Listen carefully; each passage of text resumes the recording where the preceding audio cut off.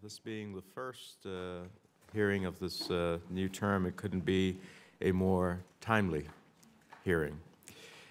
Recent developments in North Korea, most notably the February 12, 2013 nuclear test and the December 12, 2012 missile tests, highlight the growing threat that North Korea poses to the United States, our allies and friends in the region, and the increasing dangers of severe instability on the Korean Peninsula.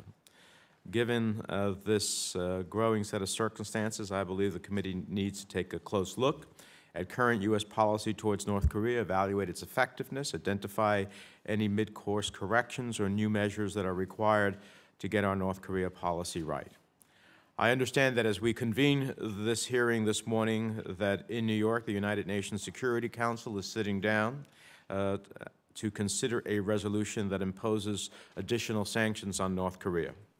This new Security Council resolution, based on a U.S.-China draft, includes tough new sanctions intended to impede North Korea's ability to develop further its illicit nuclear and ballistic missile programs. These sanctions include targeting the illicit activities of North Korean diplomatic personnel, North Korean banking relationships, illicit transfers of bulk cash, and new travel restrictions. I think that these actions are a step in the right direction and very much in keeping with the sort of approach that the ranking member, Senator Corker, and I call for in the North Korea Non-Proliferation and Accountability Act of 2013, which the Senate passed on February 25th. And I congratulate the administration on moving things forward so effectively at the United Nations. But I also believe that we need to do more to better determine how the United States can combine effective sanctions and military countermeasures with strong and realistic diplomacy aimed at North Korea and at China, and with a clear goal of North Korea's abandonment of its nuclear programs. North Korea yesterday made what I considered to be, of course, an absurd threat of a, quote, preemptive nuclear attack to destroy the strongholds of the, quote, unquote, aggressors in response to the action that the United States, China, and others are seeking at the United Nations. There should be no doubt about our determination, willingness, and capability to neutralize and counter any threat that North Korea may present.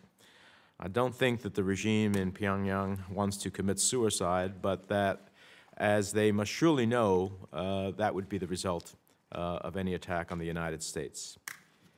But even as we think about all of our potential measures and actions to safeguard the United States and our allies, there should also be no doubt about our determination to work with the international community through peaceful diplomatic means to achieve a denuclearized Korean peninsula. Today, it's estimated that North Korea has accumulated between 20 and 40 kilograms of plutonium, enough perhaps for 6 to 8 nuclear weapons. It has now conducted 3 nuclear explosive tests. It has developed a modern gas centrifuge uranium enrichment program to go along with its plutonium stockpile, and it is seeking to develop the capability to make a nuclear warhead mate a nuclear warhead to an intercontinental ballistic missile. Taken together, these developments present a growing danger that North Korea may well become a small nuclear power, a scenario which, while bad enough on its own, could well have additional dangerous effects if it leads other nations in the region to reconsider their own commitments to non-proliferation. Moreover, there is also the continuing danger of further conventional military provocation from North Korea that results in a serious military clash between North and South, and the potential for unintended escalation that could draw in the United States and China and result in a dangerous confrontation on the peninsula. And beyond these security concerns, there are also the ongoing questions about human rights and the lot of the North Korean people. Security concerns may be our most important priority on the peninsula, but they are not our only priority. It's now been a little over a year since Kim Jong-un took power amid speculation that this transition could lead to a period of instability inside the North, perhaps even leading to collapse. Yet that instability does not appear to have materialized. Although, of course, we can never be sure about what the future is in North Korea, by all appearances, Kim has asserted control over the military and strengthened party institutions. And contrary to some media hype focused on his education in Switzerland, he has not proved to be a reformer. It is unclear whether he has any objectives other than maintaining tight control of his political and economic system. Above all else, North Korea clearly represents a real and growing threat to national security interests and therefore deserves our close attention.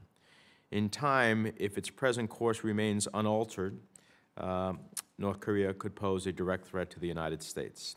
Today, North Korea certainly poses a growing threat to our allies and to American forces in the region.